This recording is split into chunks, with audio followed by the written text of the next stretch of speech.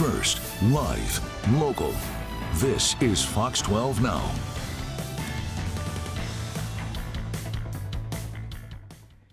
And hello, I'm Greg Nibbler. This is Fox 12 Now. If you've been watching us before, you know that drill, but we are live on our social media channels, our apps, and our website. So thanks very much for joining us for this. We get to have a lot of conversations on this show, whether it's deeper dives into news stories that you see in our other newscasts that you want to find out more about. Sometimes we bring the reporter on here, discuss those. Sometimes it's about events coming up. Sometimes it's about organizations in the community. That's what we're talking about right now. Coming up on October 2nd is the Oregon Charity Championship Golf Tournament featuring over 30 nonprofits, and we are doing our best here at Fox 12 Now to feature every single one of them, because what they do is important for so many different reasons. Everyone tackles a different need in the community, and we want to make sure that everybody has, you know, that notoriety, that awareness of what it is that they're doing, and we have them on here to talk about that, and that's what we're doing right now with JoyRx. I've got Jack Pipkin joining us here to talk about all the work that they do, really associated with children's cancer and the battles against that and the needs associated with that. Jack, I appreciate you being here. You're obviously the expert at telling us what it is that JoyRx does. So I think I wanted to start off with that, you know, to give everybody just some familiarity. Can you tell us about the organization and maybe a little of the history of it? Yeah, absolutely. Thanks for having me today, Greg.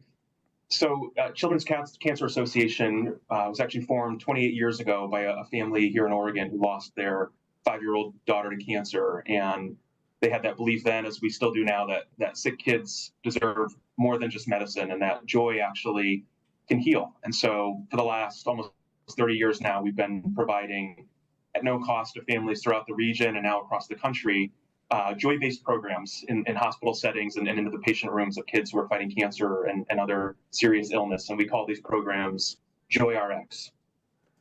And you're absolutely right. I mean, joy is something that, you know, JoyRx. It's in the name right there, but it's something that everybody needs, especially if you're battling something like that. So let's talk about that. What does it take for you?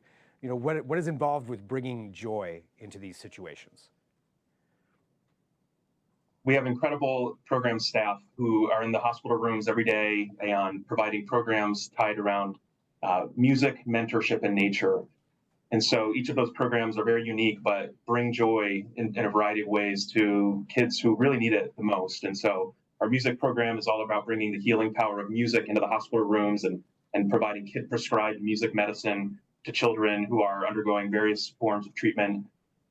Our mentorship program is very unique and the only of its kind in the country, where we pair adult mentors with kids and teens who are going through treatment as well, provide respite to the families, but also really deep connection with someone in the community as they're going through some of their hardest moments.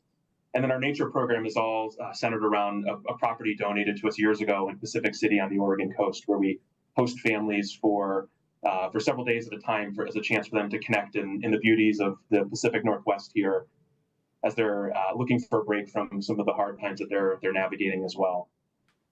Well, that's got to be so important, just to be able to have that kind of a break and go to a place like that, like Pacific City, which is absolutely beautiful. But to step out of, I'm sure, of all the other things that are going on, all the other hardships, at least have a change of scenery and to be able to experience something like that. Has that been your experience with it?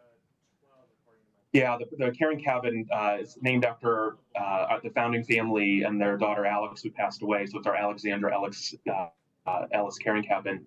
It's a very special place. You go out and you can just feel the weight of all the stories and the families who have come through there over the years. Hundreds of kids who are navigating treatment and really, really challenging health conditions, but are able to get that break out on the Oregon coast and just see the beauty of nature and have the chance to connect with family members and loved ones in a way that they wouldn't otherwise when they're so wrapped up in the demands of being hospitalized.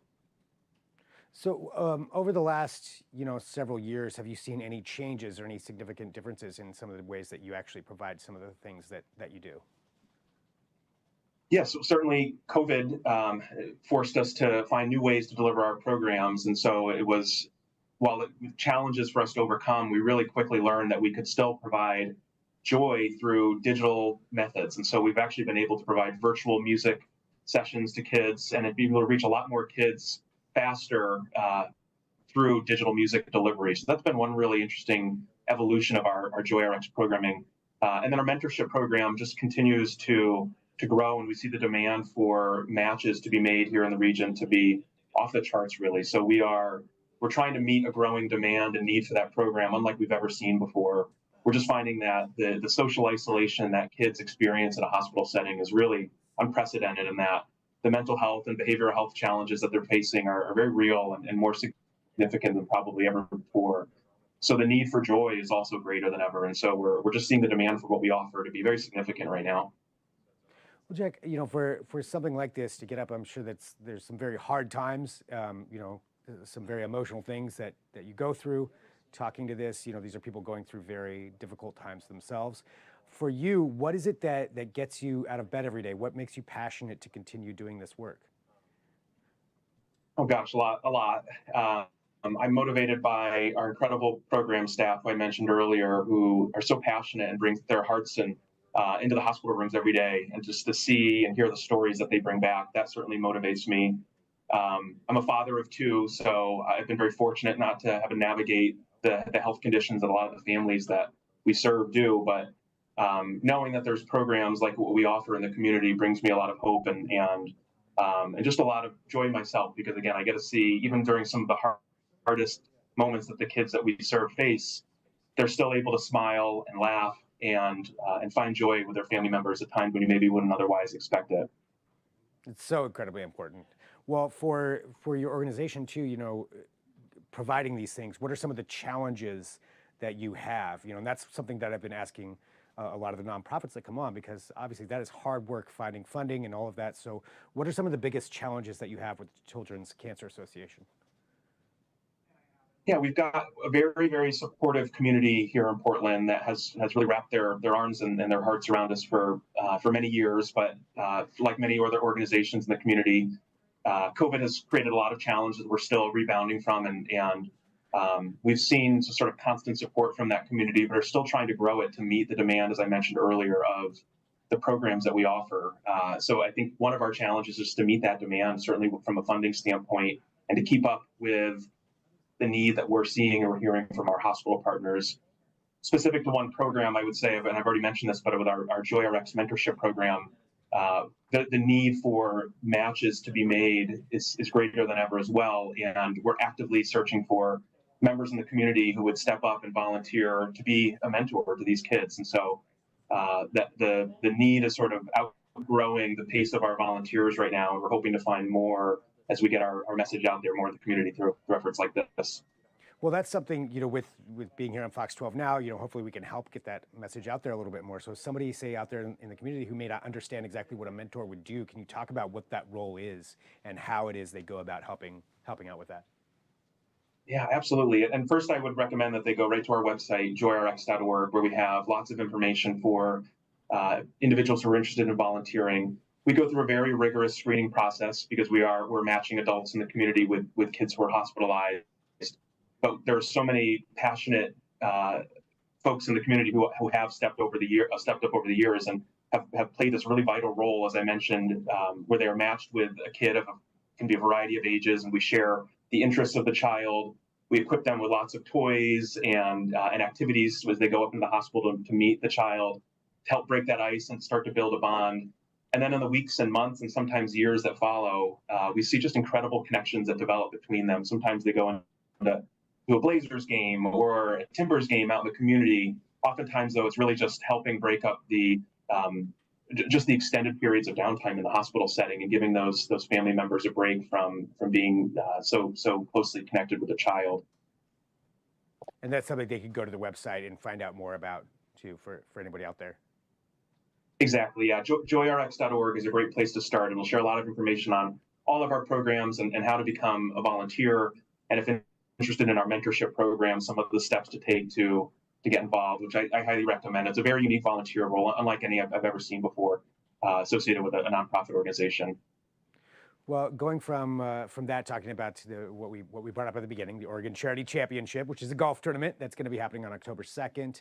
And this is 30 plus nonprofits are going to be there. There's some really big top prizes that are up there, up for grabs I think the top 3 teams are going to get some big cash prizes. So if you were to win the Oregon Charity Championship, if the Children's Cancer Association was, what would you do with the winnings? Well, this is maybe an obvious answer, but we would put it directly into our programs immediately. I continue to say this, but it's very true that we're fighting to meet the current need and demand of our programs, and there's funding associated with that. So we are hoping and lining up a very competitive team to vie for those funds, because if we do receive them, we will put them to very good work immediately across all of our programs here that for the families that we serve in the region. So are you going to be competing on the team? I'm not. So we have a very talented golf community and on staff and around our organization. I'm not one of them. We do several golf tournaments throughout the year, including one at Oregon Golf Club where this will be taking place. Oregon Golf Club's been a wonderful partner of ours. So we know the course well. We know some wonderful golfers who will be much more competitive out there than I would be. Nice. Well, Jack, anything else that you want to let people know about too with your organization? You know, again, getting the word out, maybe even recapping some of the stuff that we just covered. Yeah, and I'll just redirect folks once again to our website, JoyRx.org. I think there's just a wealth of information there around the programs that we offer, some of the events that we have happening. Our largest event of the year is called our Wonder Ball, which is taking place at the end of this month on September 30th at the Oregon Convention Center. So if anyone in the community is interested in getting involved in some capacity or supporting that event, I encourage them to reach out to us directly. We do lots of events and have lots of activities throughout the year. There's so many ways to get involved, different leadership groups to be part of, and all of it is very closely connected and engaged with our mission, which is, again, around the healing power of joy and bringing JoyRx to hospitalized kids here in our local community. Well, Jack, thank you very much for joining me here on Fox 12 Now and talking about this. And thanks for all that you do, you know, for all of these people who are in need, both the children and their families. You know, everybody needs some joy, and it sounds like you're doing an amazing job bringing that to them. So appreciate you being here to talk about this. Likewise, Greg. Thank you for the opportunity and for the forum to share more about JoyRx. Absolutely, and best of luck in the tournament. Thank you. I appreciate it. And thank you to everybody who's watching the show right now. Again, Fox 12 Now. So we appreciate you joining us. You can catch all of our interviews on our Fox 12 Oregon YouTube channel. On our app, there's a Fox 12 Now button there that you can click on. You can watch a lot of our past interviews right there. And of course on the website. And we are live every weekday at 1 p.m. Pacific and between 1 and 4 p.m. If there's ever breaking news, this is the place to go. We will have that live breaking news for you and all the coverage that's happening associated with that. So that'll be the place right here in between our newscasts. That's where you can find us every single day. So thanks for joining in. I'm going to sign off for right now. Make sure to check out some of those past interviews. I'm Greg Nibbler. This is Fox 12 Now.